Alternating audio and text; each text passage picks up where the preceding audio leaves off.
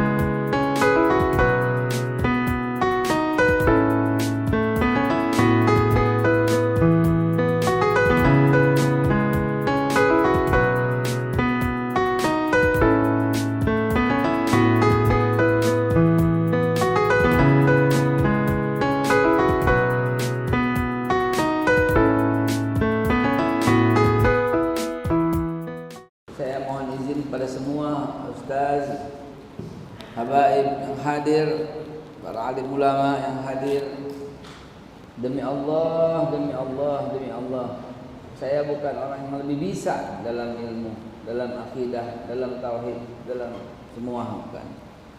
Tapi karena memang melanjutkan risalah para nabi, dakwah sampai mati gitu, maka Allah Subhanahu wa taala buka jalan. Jadi kita ini tergantung apa yang kita niatkan. Innamal a'malu binniyah wa innamal likulli imri'in ma nawa. Saatnya sekarang Bapak Ibu sekalian, karena setiap masa itu ibadahnya berganti, setiap masa kekhususannya berganti. Pada masa Mekah Al-Mukarramah itu khususnya itu adalah mengajak orang. Pada masa Madinah Al-Munawwarah itu masanya berperang. Pada masa Bani Umayyah itu mendakwah lagi.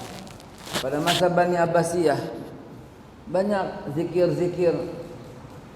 Pada masa Bani Utsmaniyah ilmu pengetahuan. Jadi setiap masa selalu ada wadahnya. Kira-kira kalau masa sekarang dan Rasulullah ada di tengah kita, kira-kira apa yang terjadi? Kita disuruh apa sama Rasulullah? Kalau ternyata kira-kira ada, kita bayangin gitu loh. Kira-kira ada Rasulullah di tengah-tengah kita sekarang. Kira-kira apa yang Rasulullah suruh buat kita? Sebelum saya mulai salam, sebelum saya mulai pembukaan, sebelum ini, sebelum ngapa-ngapain nih, sebelum cobain risol di depan mata, sebelum cobain lontong di depan mata, coba kira-kira. Karena ini akan menjadi bahan ceramah. Mari Bapak Ibu sekalian coba kita bayangkan, ada Rasulullah di tengah kita. Kita disuruh zikir sampai siang nggak kira-kira? Apa kita disuruh bela ulama-ulama di zaman sekarang oleh Rasulullah SAW? Coba kita pikirin. Ada Rasulullah di tengah kita gitu. Karena di dunia ini cuma ada dua Pak, pejuang dan pecundang. Nanti pilih yang mana coba? Mak-mak yang jawab ya Allah. Mak-mak luar biasa ini. Oh enggak nih Ustaz, saya mah netral aja. Enggak ada netral begini, enggak ada. Cuma ada pejuang atau pecundang udah selesai. Nanti bagian mana? Ya Ustaz saya sih yang penting saya netral aja deh. Enggak ada pecundang. Saya Ustaz ya zikir aja di masjid deh. Pecundang. Cuma ada dua, pecundang dan pejuang, udah tinggal pilih yang mana doang. Enggak ada lagi pilihan yang lain saudara. Saya mah netral aja Ustaz. Enggak ada orang netral Pak. Di hari kiamat di lubang kubur, man robuka. Saya netral malaikat, digampar lo beneran sama malaikat. Enggak ada netral, enggak ada. Nah itu serahkan, antum yang pilih. Ya. A'udzubillahi minasyaitonirrajim. A'udzu bikalimatillahi tammati min syarri ma khalaq. A'udzu bika min hamazatis syaitonir rajim. A'udzu billahi minasyaitonir rajim min junudihim. Bismillahirrahmanirrahim. Bismillahirrahmanirrahim. Wa mali wa hadzal masjid. Bismillah tawakkaltu 'ala Allah la haula wa la quwwata illa billah. Bismillahilladzi la yadurru ma'a ismihi syai'un fil ardi wa la fis sama'i wa huwas samiul 'alim. Bismillah tahassanna billah, bismillah tawakkalna billah. Bismillah man amana billah wa man yu'min billah la khaufun 'alaih. Hasbunallah ni'mal wakil ni'mal maula wa ni'man nasir wa la haula wa la quwwata illa billahil 'aliyyil 'azim. Bismillah rabbi Allah hasbi Allah tawakkaltu 'ala Allah intasamtu billah fawattu amri ila Allah ma syaa Allah la quwwata illa billah. Bismillah assalamualaikum warahmatullahi wabarakatuh.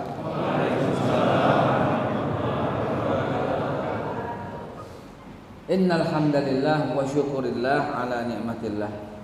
Wassalatu wassalamu ala Rasulillah sayyidina Muhammad ibn Abdullah wa ala alihi wa sahbihi wa mawala. Qala Allah Ta'ala fil Qur'anil Karim.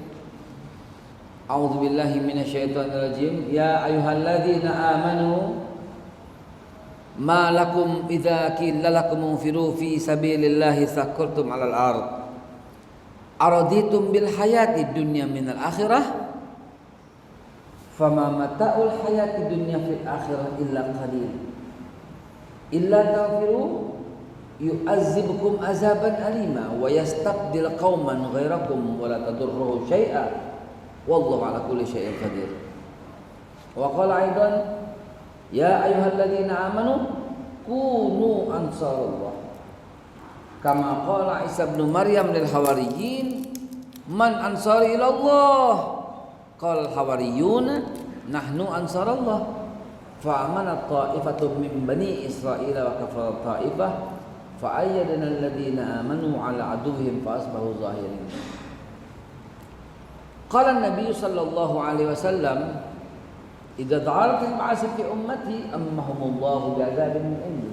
Wa qala aidan man ra'a minkum munkaran falyughayyir bi yadihi fa in lam yastati' fa bi lisanihi fa in lam yastati' fa bi qalbihi wa dhalika a'dhaful iman. Wa qala aidan innama bu'ithtu li utammima makarimal akhlaq. Sadaqallahul azim wa sadaqa rasulun nabiyil karim wa nahnu ala dzalika minasyahidin walhamdulillahi rabbil alamin. Ma'asyiral muslimin wa jumratal mu'minin fi Masjid Uswatun Hasanah rahimakumullah. Mari luruskan niat sebelum ngapa-ngapain Pak. Sebelum mulai luruskan niat Bu. Luruskan niat. Enggak ada niat yang lain kecuali meninggikan kalimat Allah.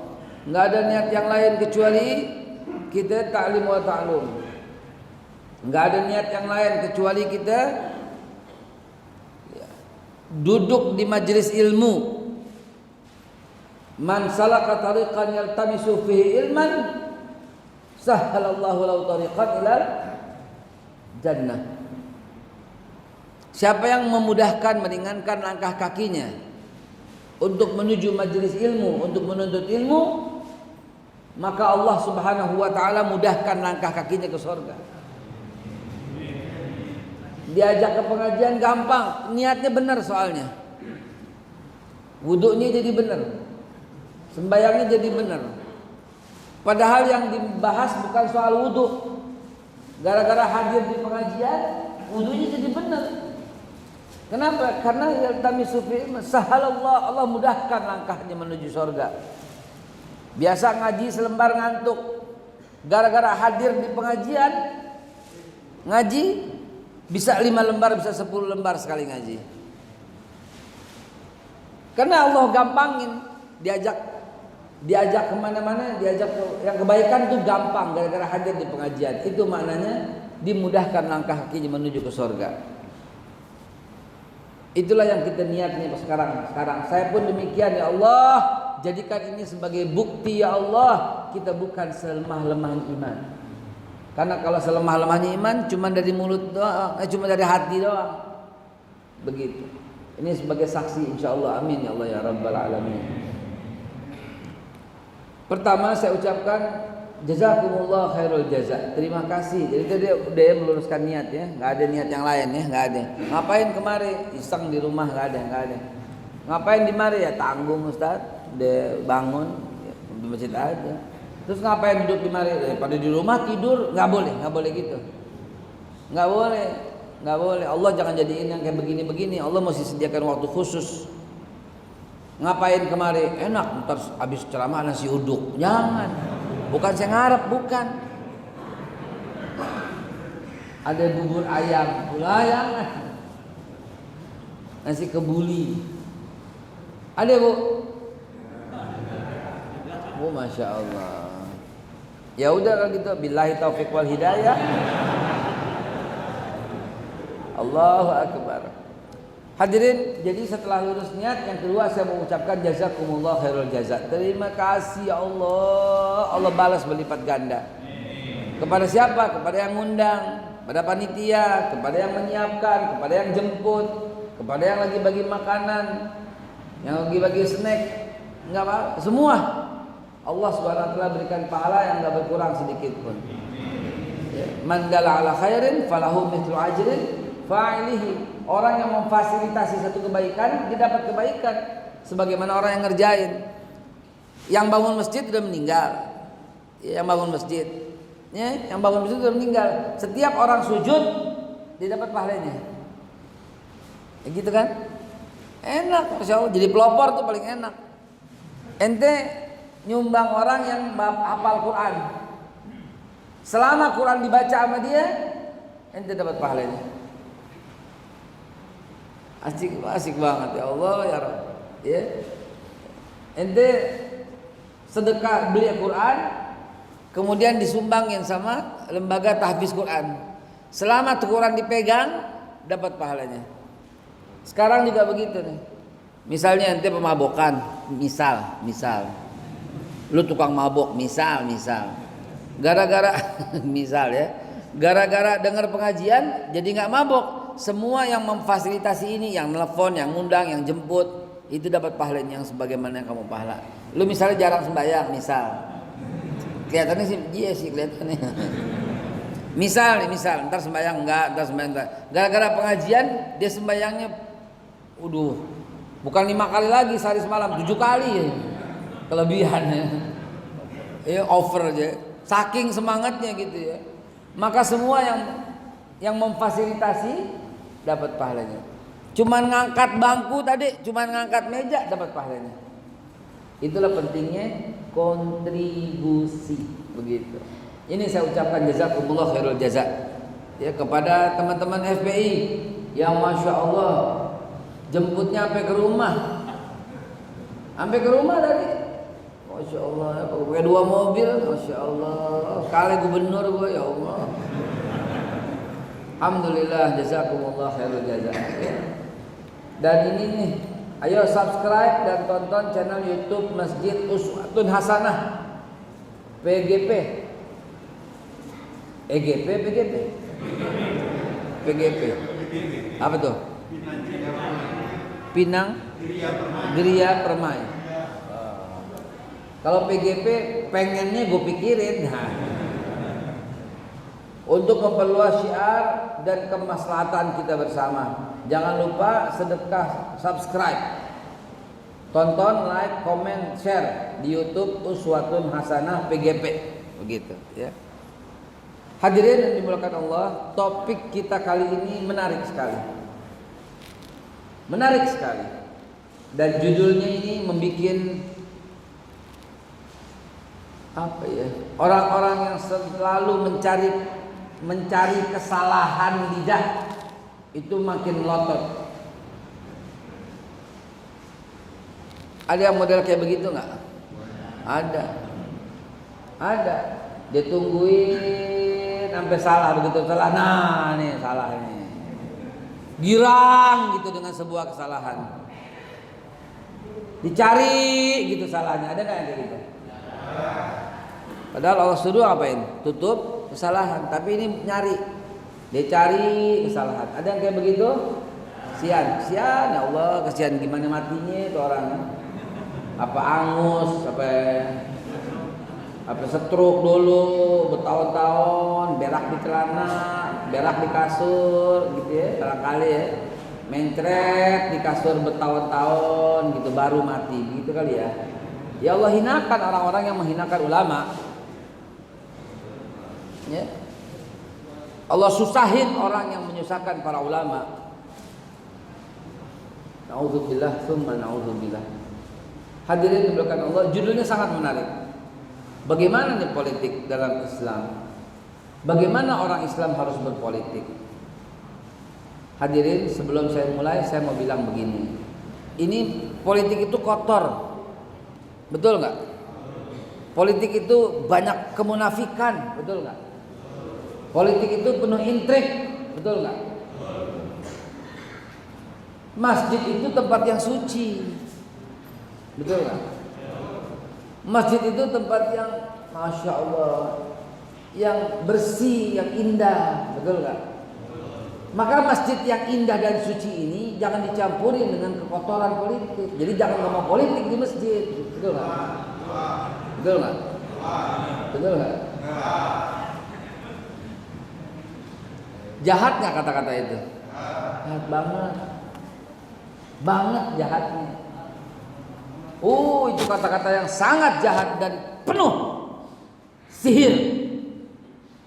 Penuh sihir.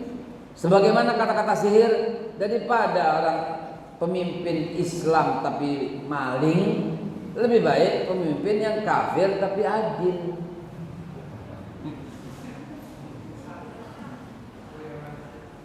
Ngawur tidak? Giliran Islam maling, giliran yang kafir adil. Nggak boleh ngomong begitu, saudara. Banyak yang kesinggung kalau saya ngomong kafir. Bagaimana Quran yang bilang kafir? Bagaimana? Qul ya ayyuhal, masa qul ya ayyuhal non muslim? Kafir itu penghormatan.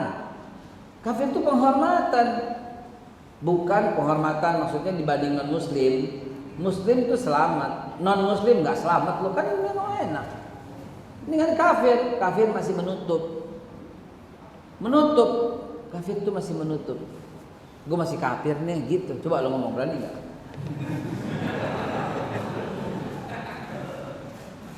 Hadirin Bapak Ibu sekalian yang dimuliakan Allah, kenapa saya katakan kata-kata itu mengandung sihir? Ya begitu. Giliran orang mukmin maling, giliran orang yang kafir adil. Ini nggak benar nih. Anak SD aja nggak begini ngomongannya, karena SD juga kita diajarin pembilang dan penyebut. Sebelum menjumlahkan harus sama nggak bawahnya? Pembilangnya sama nggak? Sama. Ya. 1/2 ditambah 3/4 nggak bisa dikerjain, nggak bisa, kecuali 1/2-nya harus dibuat 2/4 tambah 3/4 sama dengan 7/4. Begitu, bawahnya mesti sama dulu. Bawahnya nggak sama nggak bisa. Maka kalau mau ngomong kafir yang adil dengan mukmin yang adil, bagusan mana? Baru bener, bawahnya sama dulu. Iya. Ya iya, ini perbandingan tuh kayak begitu, nggak bisa. Lebih enak mana? Hari Minggu makan-makan apa hari Minggu jalan-jalan? Lebih enak mana? Bingung, lebih enak hari Minggu jalan-jalan sama makan-makan sih sebenarnya. Karena beda pembandingnya. Lebih enak mana jalan-jalan ke Bandung, apa kita jalan-jalan ke puncak. Nah, judulnya jalan-jalan. Baru kita pilih. Enakan mana? Enakan durian montong, apa enakan asinan Bogor? Gak nyambung gimana? Mau asinan Bogor bandingin sama asinan Condet, betul nggak? Mau durian montong bandingin sama durian Medan, betul nggak? Sama-sama durian. Bau juga begitu. Bau enakan mana? Bau durian apa bau tai kucing? Enakan mana coba? Bisa nggak dibandingin? Nggak bisa. Kan sama-sama bau, tapi lain. Kalau mau bandingin bauan mana? Tai kucing sama tai kotok? Bauan mana? Maaf ya ngomong-ngomong tai ya. Jadi ingat gubernur. Hadirin yang dimulakannya kan contoh ya. Jadi begitulah kita dalam bicara politik. Islam nggak boleh ikut campur dengan politik. Loh. Jadi mau begini, saudara, di negara kita tercinta Republik Indonesia yang hampir nyaris sempurna ini. Kenapa saya katakan nyaris hampir sempurna? Karena peraturannya cakep. Karena Pancasilanya cakep, karena UUD 45-nya cakep. Makanya saya katakan di negeri yang hampir sempurna ini, mau nggak mau, suka nggak suka, yang buat undang-undang itu adalah lembaga yang namanya Dewan Perwakilan Rakyat. Kalau ternyata umat Islam nggak mau ikut campur soal politik, yang ikut campur soal politik adalah mereka. Misal, jangan dianggap delik hukum nih. Misal, yang duduk di anggota DPR itu, misal orang yang setuju dengan homoseks atau LGBT, bikin undang-undang yang mengesahkan hubungan LGBT, terus marah kan? Lah saya kan nggak ikut milih. Ya nggak bisa begitu ceritanya. Gara-gara lu nggak milih. Paham tidak? Sampai di situ. Ini loh akibatnya kalau kita nggak ikutan. Nah, hadis yang saya bawakan tadi mencerminkan itu semua. Tidak ada kemaksiatan yang lebih besar daripada dibuatnya peraturan untuk melanggar firman Allah.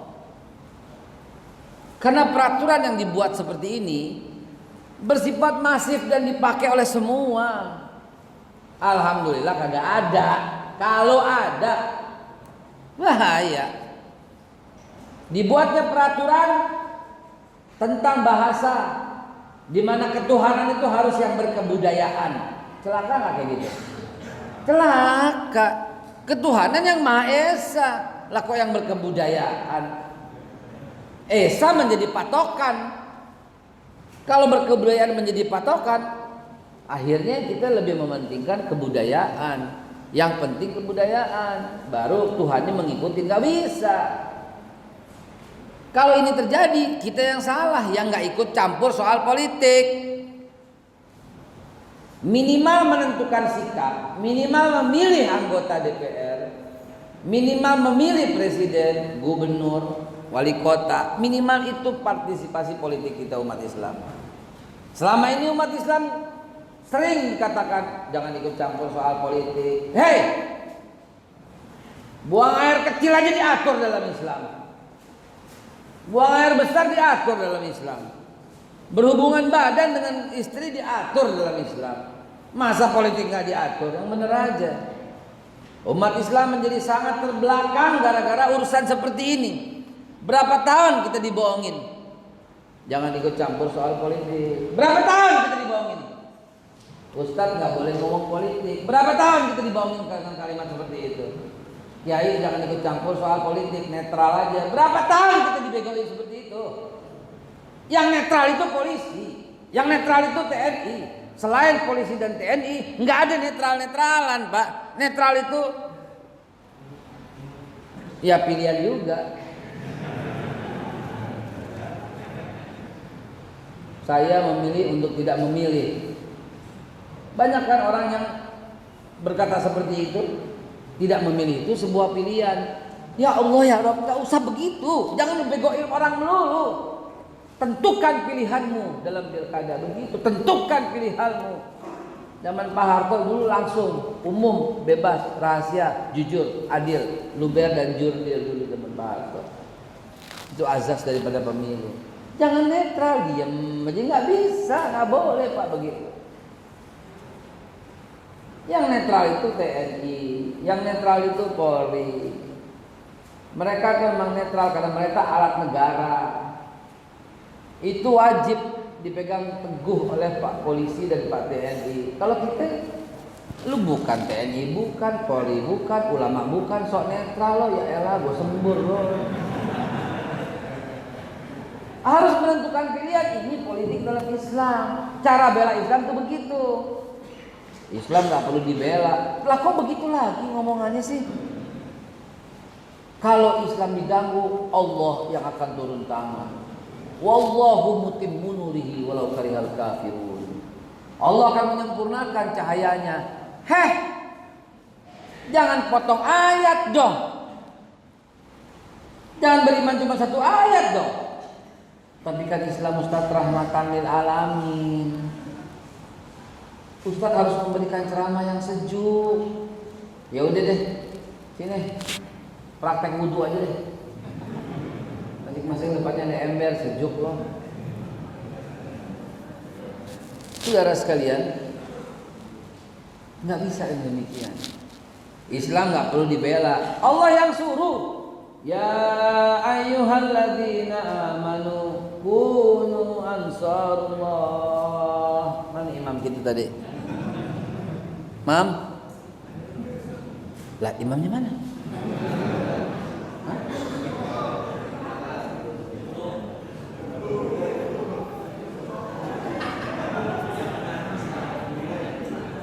Imam nggak ada. Kalau imam nggak ada, kita gimana nih?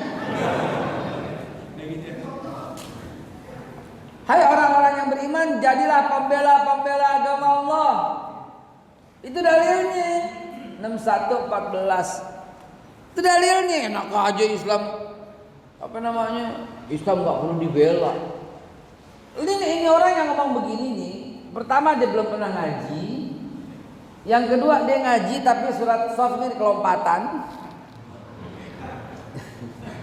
Ya, nggak kebaca. Yang ketiga udah ngaji tapi logikanya menjadi Tuhannya. Islam nggak perlu dibela. Kalau udah berantakan, Allah yang akan turun. Itu logika kamu, Pak. Allah nggak bilang begitu. Allah bilang kunu ansarullah. Jadilah pembela-pembelanya Allah. Jadilah penolong-penolongnya Allah. Itu yang Allah bilang. Kama qala Isa bin Maryam lil hawariyin, man ansari ila Allah. Siapa yang tolong Allah sekarang? Begitu.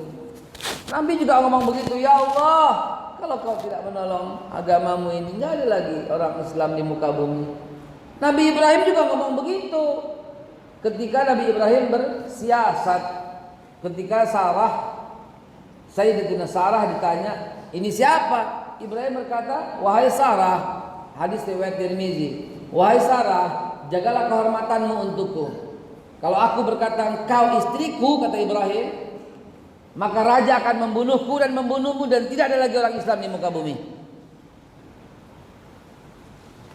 Berdasarkan hadis itu, jangan lagi ngomong Ibrahim agamanya apa? Tauhid. Jangan. Millati abikum Ibrahim wa huwa sammakumul muslimin min qabl. Surat berapa itu? 22 ayat yang ke-78. Allah menyebut kalian itu orang muslim sejak dahulu. Min qabl, sebelum Nabi Ibrahim juga Allah telah menyebut kalian orang Islam.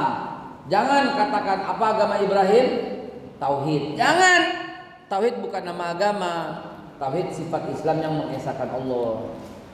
Apa agama Ibrahim? Agamanya Hanif. Jangan. Hanif mantunya Habib Rizik. Tetangga saya. Ya. Hanif itu sifat Islam yang condong kepada kebenaran, yang lurus. Jadi agamanya Nabi Ibrahim apa? Islam, sebut, jangan pakai ragu-ragu. Apa agama Nabi Ibrahim? Jangan pakai bilang agamanya ini, agamanya mengesahkan Allah. Enggak, Pak, enak aja. Agama Nabi Ibrahim itu apa? Islam. Nabi Ibrahim yang bilang. Nabi Ibrahim berkata apa? Inna sholati wa nusuki wa mahyaya wa mamati lillahi rabbil alamin la syarika lahu wa bidzalika umirtu wa ana awwalul. Itu Nabi Ibrahim yang bilang. Ibrahim juga mewasiatkan ucapan itu kepada anaknya. Wa wassa biha Ibrahim banihi wa Yaqub ya baniya innallaha astafa lakumuddin fala tamutunna illa wa antum. Begitu gitu loh. Nabi Musa juga berkata, ya, falyatawakkal 'ala Allah in kuntum muslimin. Tadi yang Ibrahim itu surat Al-Baqarah 132. Kalau Nabi Musa itu surat Yunus ayat yang ke-84. Semua Nabi begitu.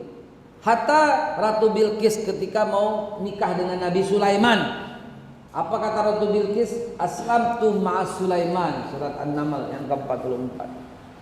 Enggak ada yang lain. Ini agak melenceng sedikit nih, ya. Nabi Daud pun berkata wa ana minal muslimin, saya orang Islam. Jangankan para nabi, Fir'aun agamanya agama Fir'aun. Fir'aun agamanya apa?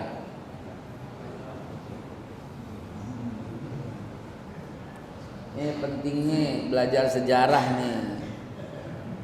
Agama Fir'aun apa?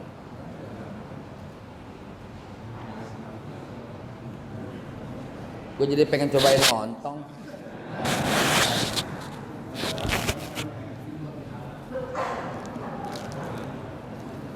Fir'aun gak nyembah berhala.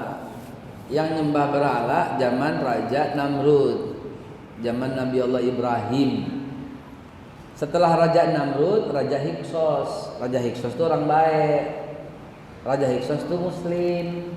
Raja Hyksos itu ayah daripada istri Nabi Ibrahim yang bernama Hajar.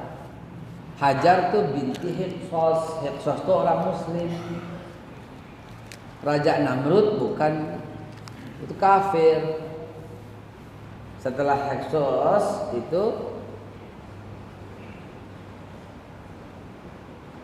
zaman Nabi Yusuf gitu. Raja ini Ramses. Setelah Yusuf, Fir'aun 3. Fir'aun 3 itu hidup pada masa Nabi Musa 1400 sebelum Masehi. Gitu. Kalau Nabi Yusuf 1600. Kalau Nabi Ismail 1800. Nabi Ibrahim 1978 sebelum Masehi gitu. Nah, yang saya tanya apa agama Fir'aun? Silahkan.